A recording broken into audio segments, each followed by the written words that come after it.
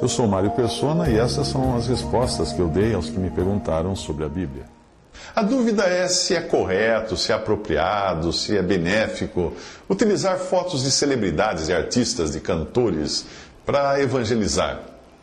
Desde antes da invenção da fotografia, era comum utilizarem imagens de paisagens, crianças, flores e animais em calendários e capas de livros, folhetos e revistas cristãs. Isso era feito com pinturas, com desenhos, com gravuras. As imagens, as gravuras ajudavam a despertar a atenção do leitor e serviam também como fundo para frases e versículos bíblicos em quadros bordados também nas paredes das casas. Isso era muito comum. A fotografia ampliou esse uso e hoje, com o advento das redes sociais, surgiu o costume de se utilizar também fotos de celebridades como pano de fundo de mensagens cristãs. O primeiro problema com isso é que nós nunca sabemos se aquele cantor, artista ou atleta seria alguém idôneo para bancar com sua foto uma mensagem cristã. Muitas celebridades, muitos desses artistas, desses cantores, desses atletas, são ateus e levam uma vida de escândalos que jamais os qualificariam como porta-vozes de Deus. Embora Deus tenha usado até uma jumenta para entregar uma mensagem ao ímpio profeta pagão Balaão, aquilo foi uma iniciativa de Deus e não de algum servo de Deus que quis terceirizar a tarefa que cabe ao povo de Deus, de falar a palavra de Deus, de levar a mensagem de Deus. E você sabe que uma jumenta tem uma vida até bem mais inocente, limpa e pura do que muitas celebridades que existem por aí. Eu me lembro do anúncio de uma empresa publicou uma vez um anúncio numa revista com uma mensagem para o Dia das Mães, e a mensagem estava sobre a foto de uma cantora pop, muito famosa. A coisa ficou surreal, porque naquela mesma época, aquela cantora estava no noticiário de todos os jornais e revistas e na internet, porque ela tinha perdido a guarda dos filhos e tinha sido internada numa clínica de reabilitação para dependentes químicos. Ela certamente não era a pessoa mais indicada, ao menos naquele momento, para representar as mães ou transportar uma mensagem de Dia das Mães. O segundo problema de usar fotos de artistas é que, ao fazer isso, você pode estar incorrendo num crime de uso indevido da imagem de alguém. Celebridades conquistaram essa posição por algum tipo de mérito nas artes, nas ciências, nos esportes, e elas costumam vender a sua imagem para comerciais. E para se utilizar a imagem de alguém, é preciso que você tenha um contrato de cessão de direitos de imagem, já que a imagem da pessoa faz parte do pacote de direitos autorais daquela pessoa. Esses contratos costumam envolver custos, limites, restrições ao uso da imagem. E muitas pessoas não gostariam que a sua imagem fosse utilizada em coisas que elas não aprovariam. Imagine um ateu vendo a sua foto com uma passagem bíblica. Você acha que ele ia gostar disso? Certamente não. Mas vamos ao que é realmente o cerne da questão.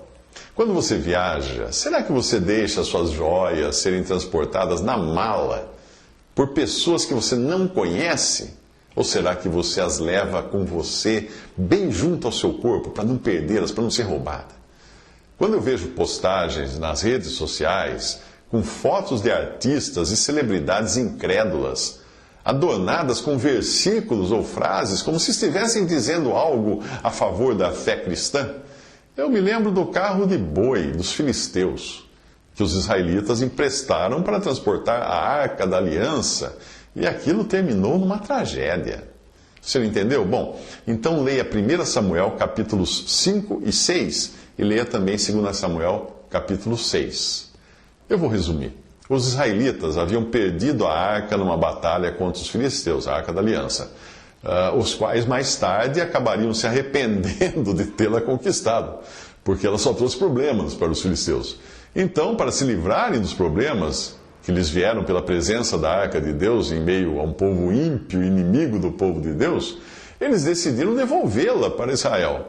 Os filisteus chamaram os sacerdotes e os adivinhadores, dizendo: que faremos nós com a Arca do Senhor? Fazei-nos saber como a tornaremos a enviar ao seu lugar.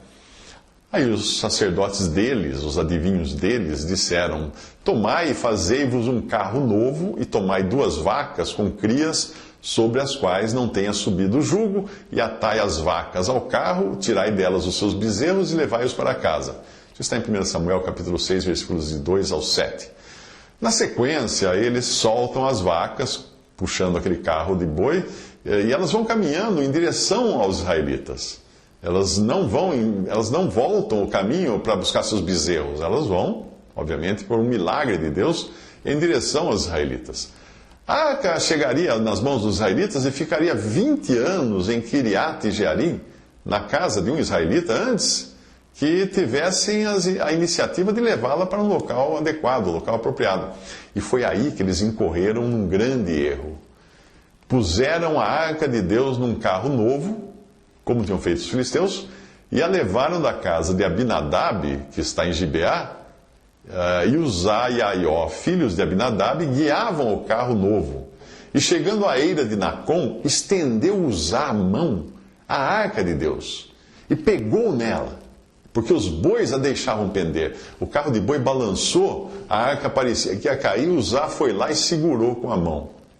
Então a ira do Senhor se acendeu contra Uzá, e Deus o feriu ali por essa imprudência, e morreu ali junto à arca de Deus. 2 Samuel 6, de 3 a 7. O primeiro erro foi os israelitas terem colocado a arca num carro de boi, imitando o que tinham feito os filisteus. A arca nunca deveria ser carregada assim. Ela devia ser carregada do modo como Deus tinha determinado em Êxodo 37:5, isto é, nos ombros apenas dos levitas. Isso está em Números 4, versículo 15. E também por meio de varas que eram introduzidas nas argolas presas à arca, e os levitas colocavam essas varas nos ombros para transportar a arca, e não tocavam na arca, eles se seguravam naquelas varas. Além disso, ela devia ser coberta para ninguém olhar para ela e ninguém poderia tocá-la. Números 4, de 5 a 6, dá esses detalhes. Uma boa explicação que eu vi sobre esse caso deles terem imitado os filisteus para transportar a arca do Senhor é essa explicação de autoria de F.W. Grant, que eu vou traduzir aqui, e ela ajuda a entender a razão de não fazer qualquer sentido associar fotos de celebridades incrédulas a mensagens do Evangelho.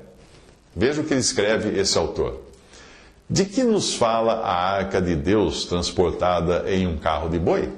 A arca era o trono de Deus em Israel. Ele habitava ou tinha seu trono entre os querubins e ali estava a glória de Deus. E por conseguinte a voz do Senhor se manifestava.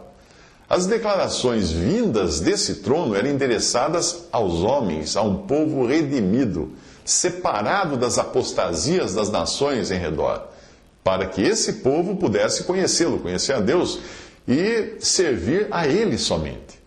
O único digno de ser servido. E esse serviço não era em escravidão, mas era na mais enobrecedora liberdade. Por eles serem povo de Deus, eles tinham sido tirados das trevas para a luz, tirados da desonrosa impureza para a santidade em verdade, tendo a vergonha do Egito sido afastada deles. Portanto, o único meio de transporte adequado à arca era ser carregada sobre os ombros dos levitas, os voluntários carregadores do jugo da gloriosa carruagem de salvação. Homens redimidos, submissos somente a Deus, continuam sendo aqueles que ocupam um lugar do qual aquele em Israel era apenas um tipo, uma sombra. A esses, aos redimidos, na sua preciosa graça, Deus tem se comprometido para que seus corações voluntários possam levá-lo pelo mundo, levar a mensagem de Deus, levar o testemunho de Deus pelo mundo. A eles, Deus continua dizendo: tomai sobre vós o meu jugo, porque o meu jugo é suave e o meu fardo é leve. Mateus 11, versículo 30. Isso foi extraído do texto Numerical Bible, The Book of the Kings, de F.W. Grant. Visite respondi.com.br. Visite 3minutos.net.